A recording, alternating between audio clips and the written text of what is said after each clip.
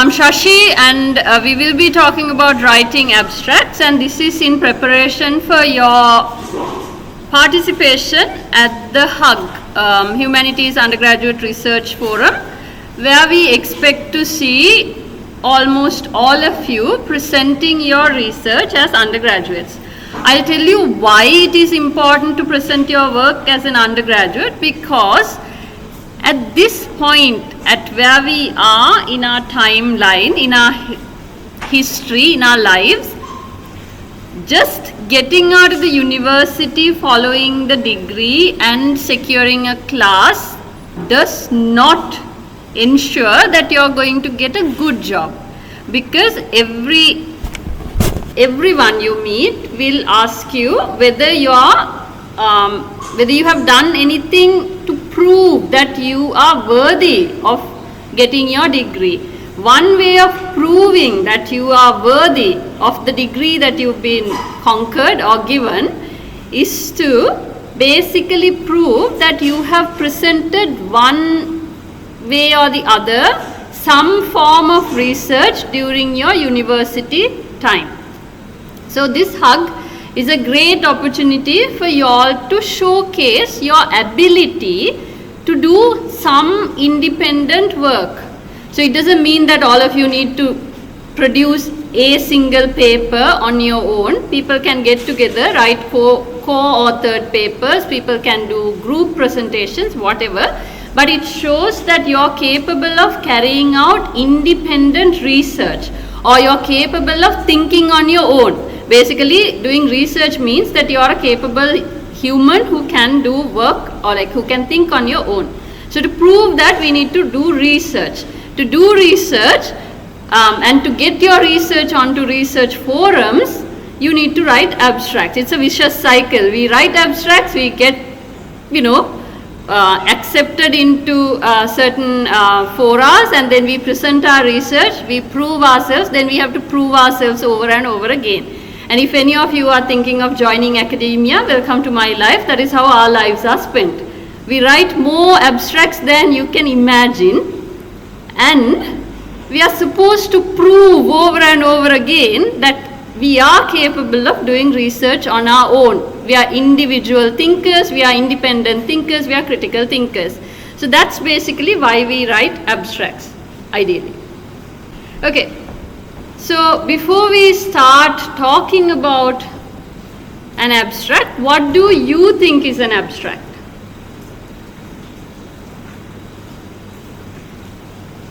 If I move away, do you hear me?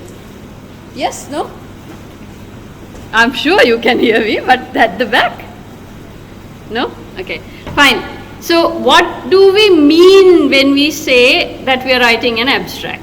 Abstract is not something that you wake up in the morning, brush your teeth and sort of go like, there is a research forum, let me write an abstract today, and you write an abstract. That's impossible, ideally. So basically, writing an abstract requires you to think a bit, because an abstract is going to be a short summary of your larger work. So this is assuming that you have done some work and you are going to present that work at a research forum, and you are summarizing it as an abstract. So that is why an abstract is a short summary of your work. And it is also a way for the readers, it can be academic readers, it can be commercial publishers, whoever, to assess the relevance of your work to their journal, their forum, their community. So we write abstracts to journals, we write abstracts to publishers if you want to get things published. We write abstracts to editors who will be putting your paper in their collection of book chapters. We write abstracts to conferences because we want to present at those conferences. And if you're someone like me, you write abstracts to conferences in far away exotic places so you can travel. That's a perk of writing an abstract. If your abstract gets accepted, some conferences are very nice, they fund you. come on, with the Sri Lankan rupee as it is, if someone's giving you money to come and do some research, go do the research.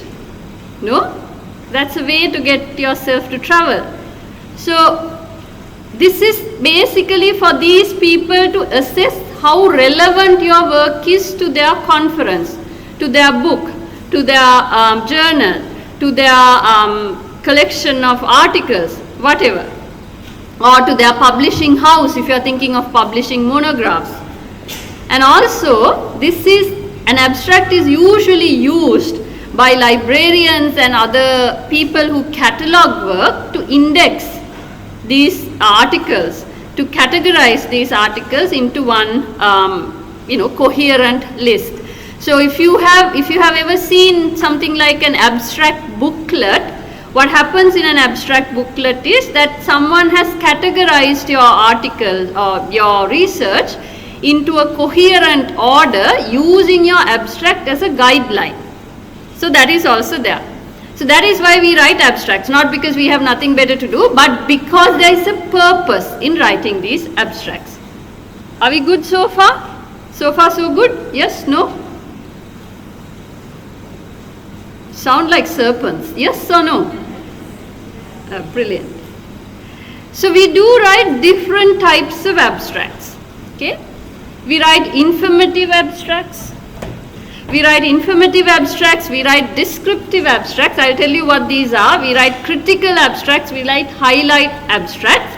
And in your stage, at your particular level in academia, you will end up writing the first two mostly, the informative and the descriptive abstracts. Because these are the most common types. And even at my stage, I'm yet to write a highlight abstract. I've written about the first three. Highlight abstracts are very rare. So a descriptive abstract is something that we call as a very short abstract. There is maximum 100 to 200 words. And these are the hardest to write most of the time. And this is usually, to write a descriptive abstract, you need to have completed your research, because otherwise you don't know how to summarize your research in 100 words. And in a descriptive abstract, you do not contain the findings or the conclusion of your research, because it's impossible. It's 100 words. How many pages can you fill with 100 words? Does anyone have a clue? How many pages can we fill? 1, 2, 5, 6? How many? Half a page probably, with your beautiful small handwriting. With my kind of ugly handwriting, you fill about a page. That's it. If you are typing, it's 100 words is like gone before you can think. So it's a very short, very succinct, very tight summary of your work. That is why we do not contain our conclusion or the findings into a descriptive abstract. Some journals would want you to write these kind of abstracts. So recently I was in contact with a publisher for something else. This is not something to do with my academic research.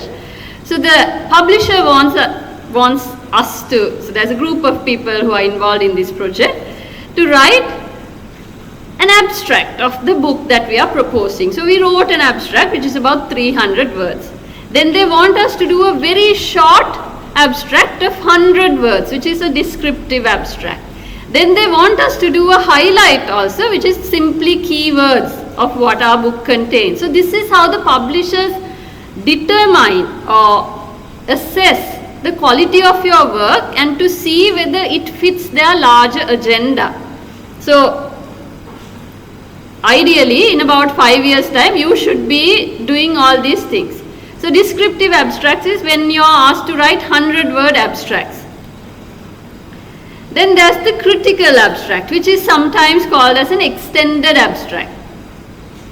This is a longish piece of work. So sometimes we tell people to write an abstract, an extended abstract of 1,005 to 2,000 words. If you look at the previous ICH call for papers, I'm sure it's somewhere in the wide universe on the internet. there is an extended abstract for which there was a call. So the extended abstract is a critical abstract. So in the extended abstract, we are actually offering an idea of what this paper will sound like when it is properly written. It's basically, when you write the paper, you're basically filling the gaps. You're like expanding your research or your methodology or your findings section. There is nothing much to do when you actually produce the full paper, because in a critical abstract, you evaluate and offer an analysis of the findings of your research. So there is a lot of analysis that is involved in the extended abstract. Highlight abstract, like I told you, is very short. It's a very fleeting glimpse of your work, mostly about the results that you have gained, and highlight abstracts are usually used by the sciences more than the humanities or social sciences. Because for science people, highlight abstracts are important because they can highlight the importance of their research findings. They do groundbreaking research, so they need to highlight what they have achieved through their research. So they basically highlight the findings and use the keywords to highlight the importance of their research. Are we good so far? Yes? Okay. This is the abstract you will be writing, the informative abstract, and this is what you are expected to write for the HUG committee to decide whether your research is worthy to be showcased at the HUG conference. Okay?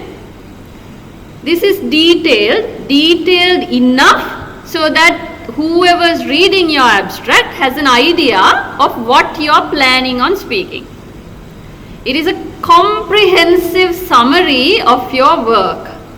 So it's not a vague, I shall do the universe and universe's grandmother and its grand aunt kind of research. It's a very detailed, comprehensive, it talks about what exactly are you going to do, summary of your work. And it also includes your findings or conclusions. Now I'm going to refute myself at a later point. So this is the joy of speaking to undergraduates, because you can tell something and then you refute yourself 10 minutes down the line. Because sometimes in our kind of research, we don't necessarily have the findings. We are not necessarily like going around saying, oh, by the way, I found a solution to environment pollution, or I found how plastic molecules can be extracted from the rivers or something or the other. There is no such findings in our research, but we do have conclusions. We assume we are going to find certain conclusions through our research. So findings and conclusions, that's why I said findings or conclusions. There must be some conclusion to your research, because you are not Nietzsche. Does anyone know who Nietzsche is? Friedrich Nietzsche? No? Horrible. He's my favorite philosopher. He's the one who said God is mad or something. So, you are expected to write an informative abstract for the HUG. And I'm assuming and I'm expecting all of you to write an abstract, okay? Otherwise, it's a waste of your good time and my good time and all these people dressed in beautiful saris coming here and talking to you. Doesn't work now? You need to write an abstract. At least to save Miss Kaumadi and Miss Tasita and Dr. Anjali. They're going to kill me after this. Okay?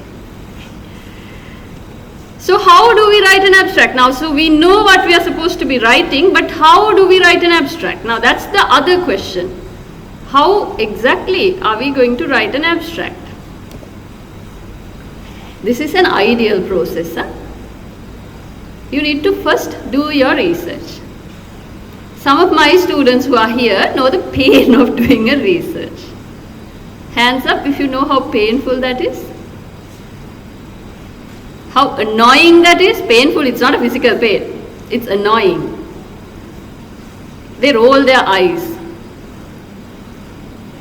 It's annoying doing research. Like you can promise to do research, but you don't do research. That's the problem with most of us, especially in Sri Lanka. So you need to finish your research before you write the abstract. But the HUG deadline is 5th of December. So you still have time to finish the research. But if you don't, I'll tell you a shortcut. But ideally, you should be starting or thinking about what you want to research on at this point, because that is how you write an abstract. Like I said, you don't wake up one fine morning when the birds are singing outside your window and there's a rainbow and the world is at its finest point, and then say, brilliant, today I shall write my abstract for HUG. That doesn't work. That probably works in a different universe, not in this particular galaxy. You write the paper, you finalize what you want to do, then you write the paper, and then you summarize your work. That's your abstract. Very simple. Think about your research, write the research, summarize your paper. And then you must be cursing me now thinking, if that is easy, why do we waste our time here and what is she supposed to be teaching us? If not, this is the other way around. This is what we do. Because to get funding, to get accepted to conferences, to have that motivation to go and do some research, we use the reverse of this process, where we use the 5-step process and we write the abstract first and then we think about doing the research and writing the research. But, okay, after having said all of this, that doesn't mean that even if I'm using the 5-step process to write the research or the abstract, I don't have a sense of what I'm planning on doing. So I come from a very solid literature background. All my research is either in cultural studies or in literature. Okay? So if I want to work on, let's say, Viragaya, the way it has showcased the socio-cultural changes of that particular 1950s society, I need to have a sense of what I'm going to do before I sit down and do the 5-step process. So this is not an abstract process where you think one sentence at a time and finalize your abstract. Okay? So still finalize your research is valid even if you are doing the 5-step process. Write your paper is secondary in this particular process because you write the paper after you send the abstract. But still knowing what you want to do and how you are going to do it is important and is valid. I'm sorry, those little, graphics are not very clear. I got it from a website, but you can go and visit it. So the 5-step process is this. Now I want you to take a piece of paper, a blank piece of paper please, and don't worry, stop recording. I think you're going to get the recording at some point. Yes, so don't bother recording. I mean, I do feel like a celebrity, but despite what I feel, I don't think you should waste the memory of your telephone. Okay, take a fresh piece of paper. How long does it take an undergraduate to take a piece of paper out?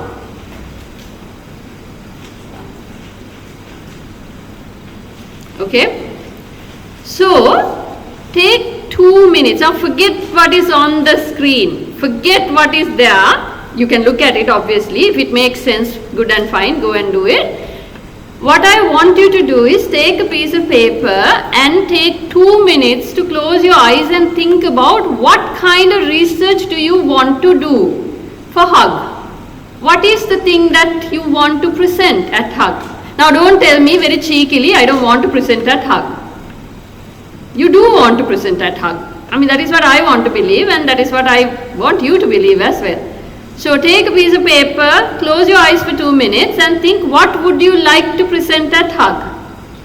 It can be about anything. So this is not going to happen at HUG. Obviously, you can think about your grandmother's rose bush if you want to, but something that you want to present at HUG.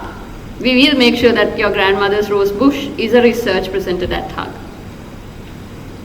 I'm sure there are some research possibilities in it. I'll tell you how you can use it as research. Okay, let's start counting. I'm watching the time. So 2 minutes. Think and write one single sentence of what you want to do as a research to present at HUG. Everyone should have an answer.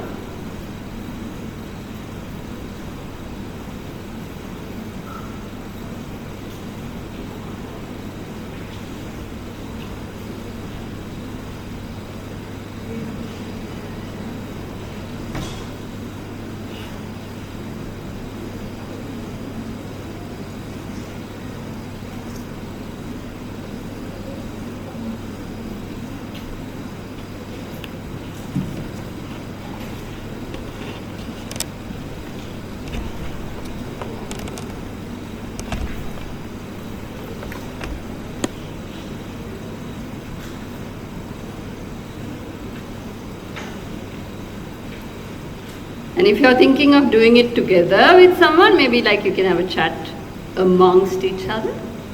But I want to see a piece of paper. And I'm getting someone to walk around and check it. Yeah, like I can't get out of this place because my voice doesn't carry that far, but there's enough helping hands that I can utilize.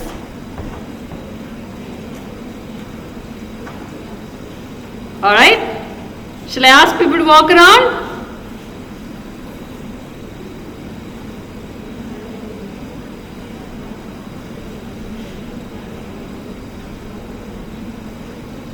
Let me see a show of hands who's got some idea and that they are writing it down. Raise your hand. Quick, up. You got some idea? Please. How difficult is it for you to raise your hands now? Hold the hand. Thank you very much. That's a very obliging group. Thanks. You can put it up. Others, you don't even have an idea. Okay. People from this side, are we in a different time zone?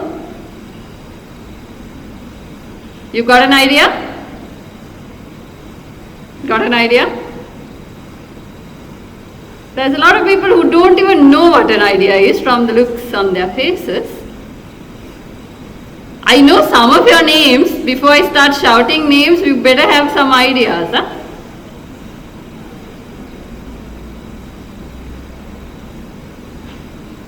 Okay, I'm sending people around.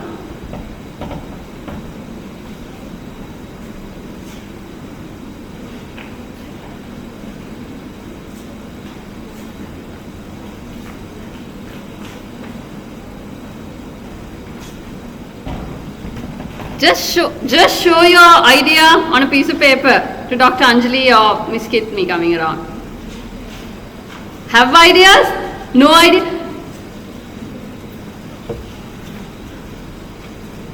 And this is the future of our country, no?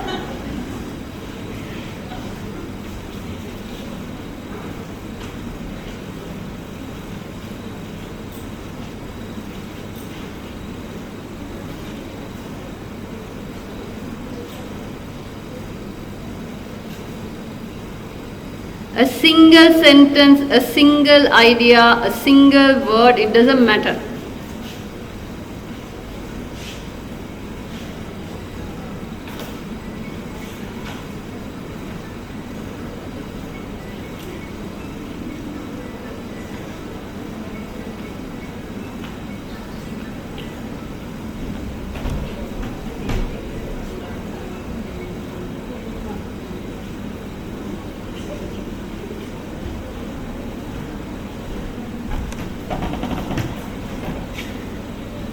Okay, some ideas are there. Okay, so my idea is my grandmother's rose bush. I'll tell you how it can be turned into a research. Anything is possible, it's just the way you look at it that creates it into a research. Okay? Are we good? shout out what your research idea is.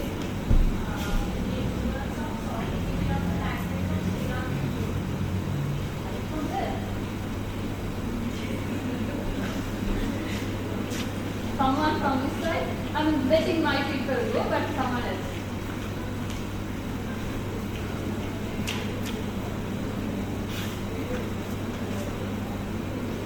Yes, you.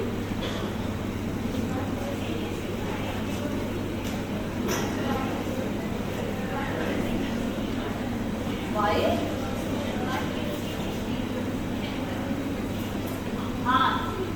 Okay. Someone from this side. You raise your hand first.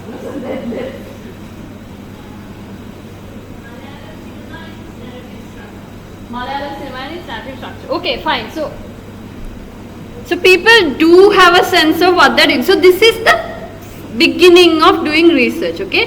You have a sense of what you want to work on. Like I said, my idea is my grandmother's rose bush. So now, before we do the whole 5-step process, we need to understand why am I doing that research.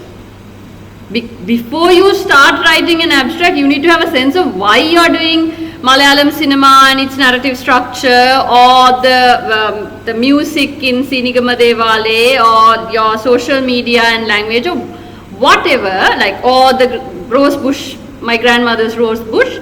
I need to have a sense of why this particular research is or why this particular idea is important as a research. So to do that, I need to find a reason why I am doing this. So my reason for working on my grandmother's rose bush is because I think of that rose bush as a personification of how my grandmother evokes the memory of her own mother and her grandmother, because this is a rose bush that she claims is an offspring or like an offshoot of her own grandmother's prized rose bush. So this is how she is using that. So I am looking at my grandmother's rose bush through a lens of memory. Do I make sense? Yes, no? Yes or no? So that is what you need to think now. So why am I doing this research? What exact purpose does this research serve? So I am doing this research not to have any grand plans, but I am using this particular idea of a rose bush in my grandmother's garden to talk about how she uses this particular rose bush to preserve memory, as a medium of preserving memory. So like that, if you are thinking of social media and language, so you have to understand. So just saying that I am working on social media and language doesn't make a research topic.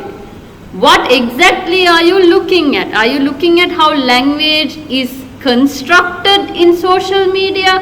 Are you looking at how language has different meanings in social media? Are you looking at how different social media platforms use language differently? Are you using language as a tool to assess the validity of these social media platforms? You see my drift? So instead of just saying social media, so you need to have a sense of why I am doing this. So the same goes for Malayalam theatre and narrative structures. So what exactly are you looking at? Malayalam cinema has a narrative structure. Any cinema has a narrative structure. But exactly what am I looking at? Is the narrative structure different to other narrative structures? Is Malayalam cinema using a completely different train to portray certain things? Is Malayalam cinema using its narrative to subvert certain standard narrative structures? Yeah? The same goes for music. So what is different in the music in Sinigama? Are they using different instruments? Are they using different times to perform music? Does that have an impact on how Sinigama is perceived as a place of worship? Are they using music as a mode of communication in a very cultural sense, in a very traditional, in a very, rural or like a geographical sense? Is it like, I don't know. I mean, you can play music to me, I wouldn't know it from Adam, okay? Like, I'm proper tone deaf. So, anything can be there. But your research idea has to have a focus. So, once you have that focus, you're actually 50% done. Now, you can write your abstract. So, to write the abstract, we need to have a title. Now, this is my favorite part. Let me tell you that. I spend quite a lot of time thinking about catchy titles. So, that's why I said my grandmother's rose bush is a catchy title. So, I would use this whole colon business. I love colons, though I don't necessarily let my students use the colon too much. So, I would say my grandmother's rose bush, colon, an inquiry into preserving memory. Okay, is that catchy or not? Would you want to read that or like listen to that research? Would you want to? Yeah, no, it sounds quirky, it sounds fancy, it sounds odd, crazy. That's what you do. You need to sell yourself. This is where your marketing skills kick in. If you're just going to say, how does memory work through the preservation of a rose bush? An inquiry into my grandmother and her obsession with that nasty rose bush. Would you want to read that? That sounds like a diary entry of a mad woman. So choose your words very carefully.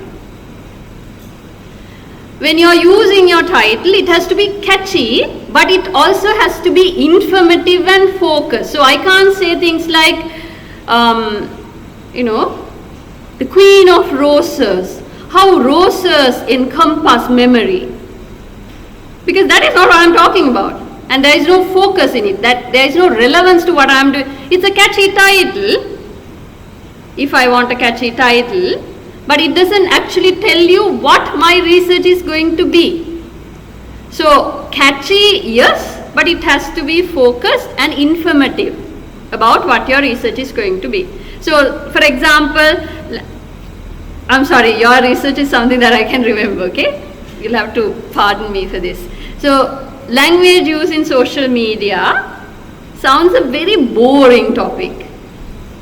Now, I've seen enough research written on that same idea. You're probably looking at it differently.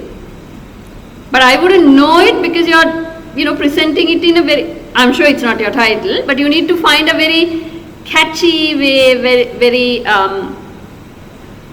sexy way of presenting your research. See, this is the problem with humanities and social sciences.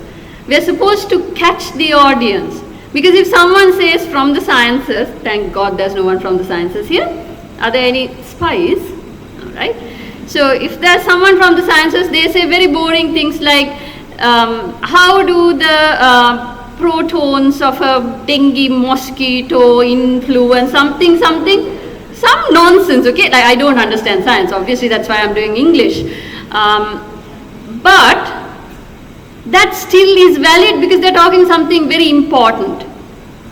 For us, we say something like that, your research is not going to be published. Your research is not even going to make the cut at the initial stages. So you have to have a catchy title, but that doesn't mean all your reviewers are looking at the title and be like, it's not very nice, out. Oh, it's very sexy, in. No, it doesn't work like it. So they're not like actually assessing like in a beauty pageant. We look at the substance, we don't look at the dress. Okay? The first sentence in your abstract is the context sentence. This is introduction, but this is not your introduction from the rival of Vijaya. This is an introduction to your research, please. I've read, despite what I may look like, I'm very old and I've read enough of undergraduate research abstracts to put me to sleep. You start from antiquity. So someone says things like, the importance of code mixing in language, and you start from, I don't know when Queen invented the language, probably. It's like in the century whatever, there was this language and people code mixed between Nordic languages and Saxon. I'm like, no thank you, that is not what I want. I want you to introduce your research. So background information is important, but the introduction is about your research, not about the antiquity. Remember that. So if I'm talking about my grandmother's rose bush, I'm not going to talk about who invented that particular variety of rose. That doesn't make sense. I will talk about what that particular rose bush has in relevance to or has in connection to what I'm talking about. So the furthest I will go is how this particular rose bush has become a family tradition of maintaining ties with the matriarchs of the family. They were apparently given a rose plant when they got married and moved away. Weird tradition if you ask me. Thank God that has died, but otherwise we would have been nursing rose bushes. So that kind of information is what we are writing, not necessarily who invented that particular variety of rose and which greenhouse and how many thorns it had and what was the initial color and how it came to Sri Lanka and how it changed the color from purple to orange. That is not relevant. Are we on the same page? Makes sense? Yes? No? Don't write about my grandmother's rose bush, but you're writing about your research, okay? So use the relevance. So why you're writing this is important in the introduction. What exactly are you trying to do in your research? That is important. So you write that. Then you write the argument or the problem. So what exactly are you looking at? What is your main argument? For example, in my research, the main argument is that I'm arguing these plants or these different ways of passing on memory sometimes function as a tradition, like as a mode of establishing tradition.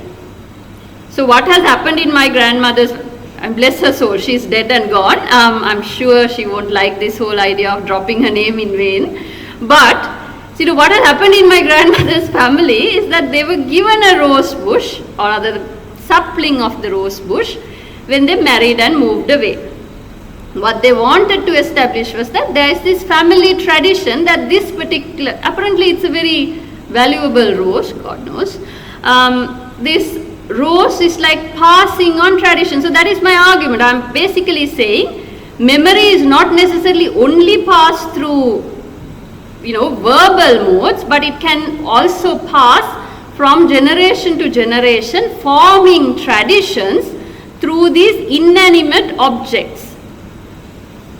So that's my argument, and I'm using the context of a rose bush in my grandmother's garden to establish that argument. So in your case, for example, about social media and language, I don't know what your angle is, but you can argue and say so if I am doing your research, let's put it that way, if I am doing something regarding social media and language, I would argue and say particular platforms, depending on the platform, the social media platform where language is used, language has different meanings. Because on Twitter, what you say is very succinct. Whereas on Facebook, you write your life history. No one curtails it. On Instagram, it's all about creating a pictorial memory. So the way language functions, how the hashtags function, changes from platform to platform, and I'm arguing that depending on the platform and its availability and its functions, language also takes on different meanings. Now dare you not do that research, huh? That's my research. So that is something, you can do it, it's not like copyrighted, you can do whatever. So even if you want to do your grandmother's rose bush, feel free if you have a rose bush. So that is something my argument is about. So that needs to be there in your abstract, because your reader needs to understand why exactly are you doing this research. Are we good so far? Are we on the same page? Yes? No? What are you talking about? Which one? A or B or C? Yes? No? What? Thank you. You sound like serpents. Probably it's the acoustics. I hear only. Then you tell people, the reviewer, what methodology will you use in your research? So if I'm working on my grandmother's rose bush, I will say things like, I'm using the memory studies, or like I'm using this concept of rememory that was introduced by Toni Morrison through her fiction to analyze the idea of tradition, like the forming of traditions through inanimate objects, and how memory gets passed on from generation to generation through this particular, passing on of an inanimate idea or an inanimate object, and how it creates rememory. It's a difficult concept, we won't really go into that, but I'm telling people what my particular methodology is. Mine is a very textual.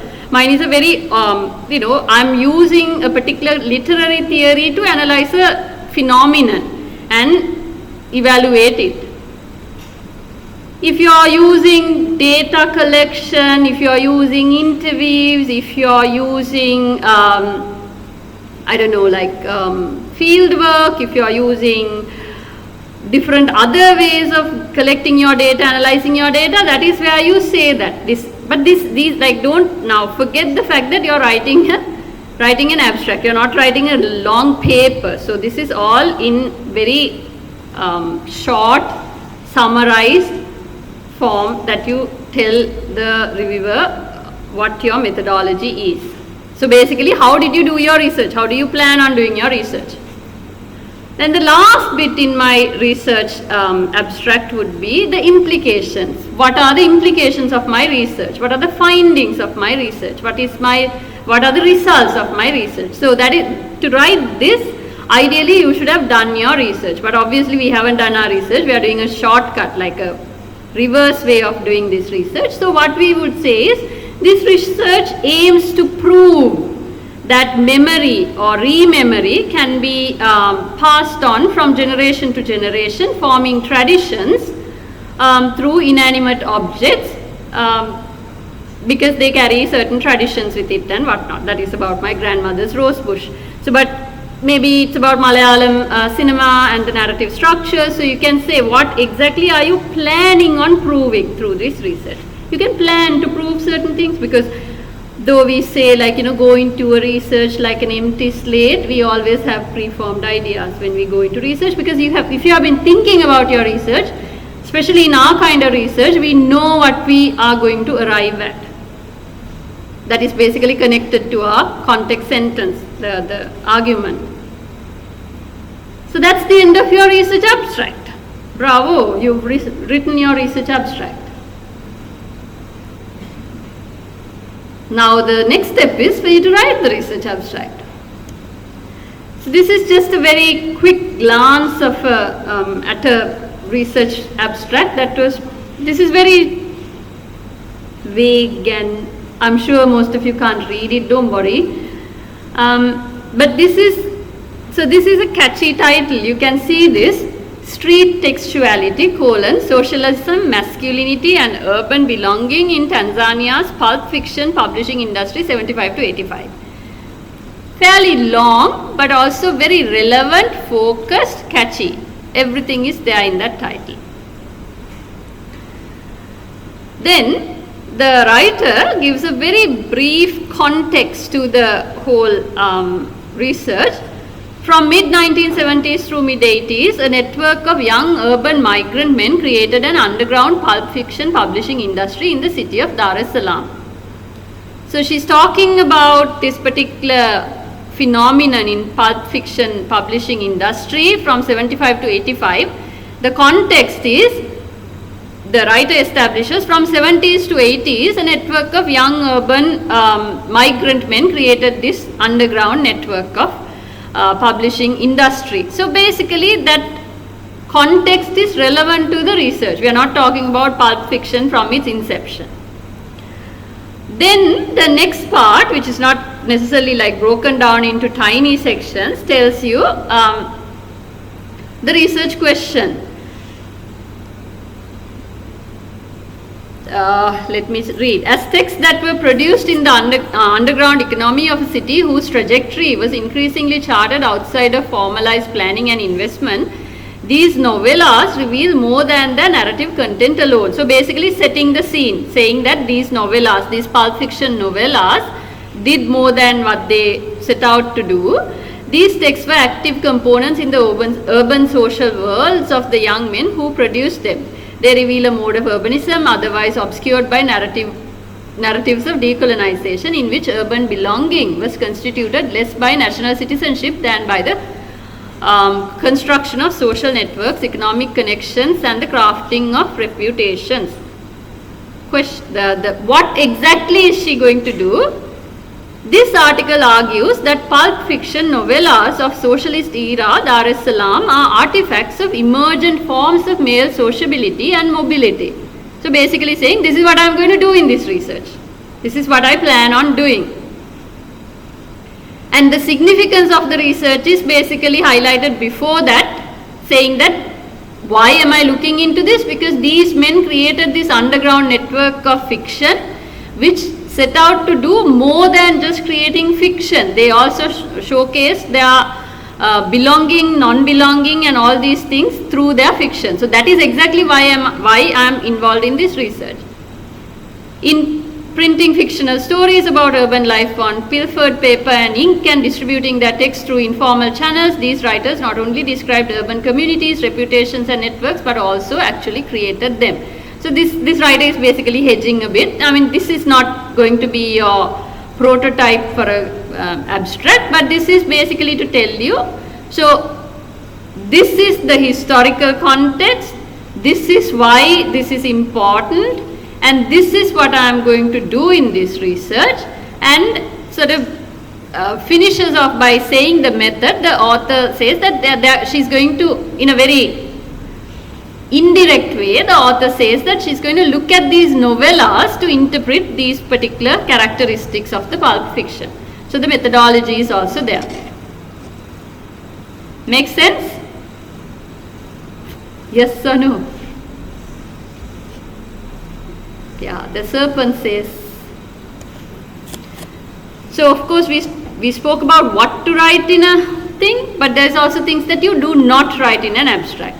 Extensive reference to others' work, so other works. So you can't really say things like in page 25 of Shakespeare's first folio there's this reference, in page 35 of whoever's book there's this reference. Those kind of unnecessary reference to other work is not important, because if you look at this abstract, you realize that this is what the writer, this is what this particular researcher is going to do, not necessarily quoting other people. That happens in your research paper.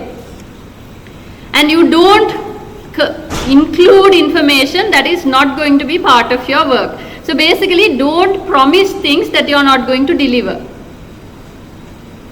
Don't define terms. If you look at this particular research abstract, you realize she is using certain terms like pulp fiction, citizenship, sociality, male sociability, mobility. None of these terms are defined, because that definition happens in your paper. We don't need to have definitions there.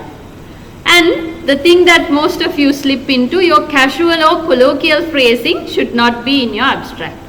And try and avoid jargon if possible, but take this with caution. Depending on your subject, certain jargon is allowed.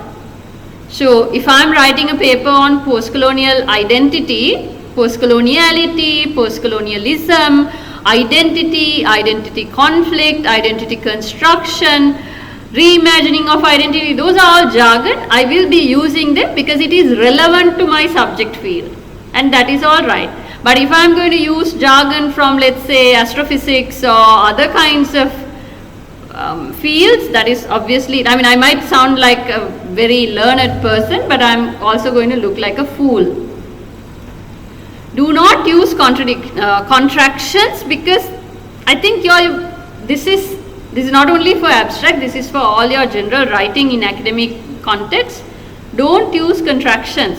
Don't use things like couldn't, didn't, don't, can't, won't. Do not, could not, did not, should not, instead of saying shan't. So don't use contractions. And also we don't need to know your personal narrative. I get it. So you can use the I word, that's fine. I plan on arguing, or the researcher plans on arguing. It doesn't matter whether you use the first person pronoun. Is like, if you are a group of people, you can use the we, the plural of I, that is fine. But don't go into narratives. Like if I'm writing about my grandmother's rose bush, I can't write things about how I don't grow roses, how I once stepped on that rose bush intentionally, not intentionally, planning to kill it off, not planning to kill it off. That is not necessary in my research. Okay, those are personal narratives. Or the opinions about, how I think growing a rose bush is silly. You should have given bars of gold so that the next generation could have lived happily ever after. That is my opinion. I'm not going to write that in that. Okay? Or like commentary. How I think memory should not be preserved, how I think everyone should disregard their memory, how tradition should be reformed and refashioned and not necessarily biased towards your history. That is my commentary. I'll reserve all of these for my paper, not necessary for the abstract. This, when you get when you get the recordings, please go through the resources, because it's actually very useful. I found a lot of these stuff from university websites. The first one is a very interesting, very interactive video on writing an abstract for a literature paper, which is quite fun. So please use that. We are on time. Any questions? Anything you want to ask? I'm sure you don't have anything to ask,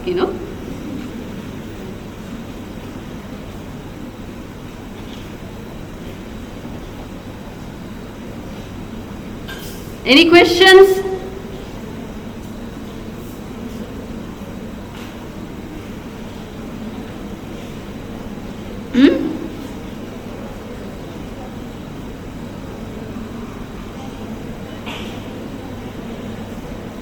See, the first step of becoming a good researcher is to always question what is told to you. You need to be able to question what is told to you. You can't really take everything that is put here as gospel truth. So if you want to present at HUG, have a question.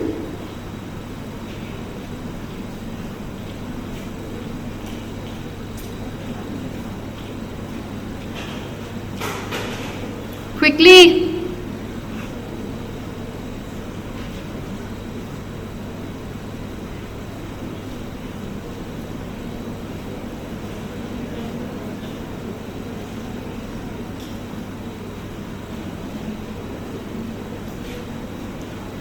Usually no questions means that is a big question.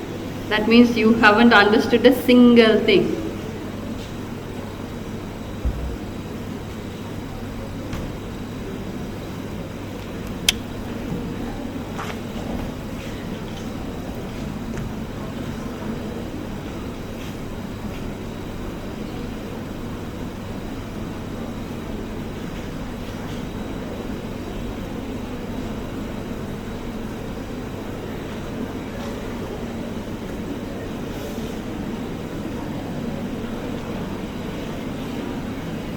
Alright, I do get a point when it is said in so many words. You don't have questions, right? Everything was crystal clear. Yeah? Yes. Land which I heard, but not the question. Usually we say about 250 to 300, but informative abstracts are mostly dependent on that. If you write an informative abstract, the organizer of the conference or whoever will decide. So if they say less than 500 or if they say something like 200 to 300, that is informative. If they say something like 1000, that is more about if they say 100 words, that is 250, 300, some conferences or some organizers are much liberal, they would say 500.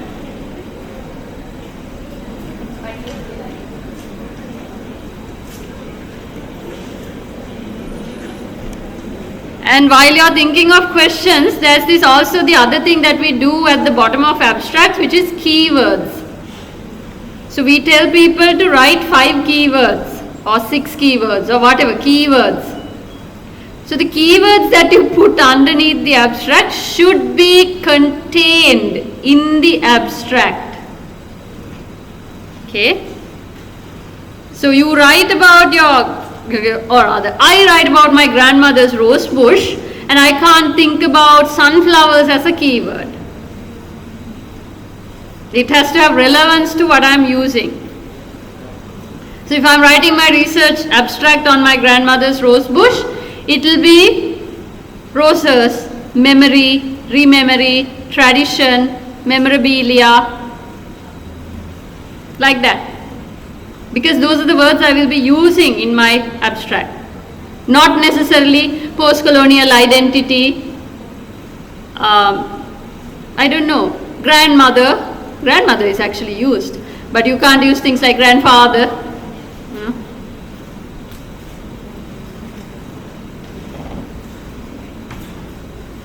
Any other questions?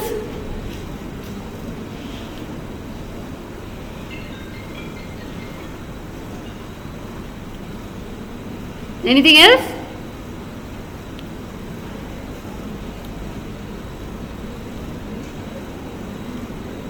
Alright, so the next thing is to expect you to write abstracts for the HUG. We do expect you to write abstracts. Please do, because this is the harsh reality. If you practice now, rejections are smoother. And it hurts very little at this point to get rejected for a conference, which is undergraduate, it's fine. Your friend got accepted, it's fine. Not everything's online. But if you wait till you pass out of the university and send abstracts and get rejections, that hurts a bit more. So comparatively, this is less hurtful.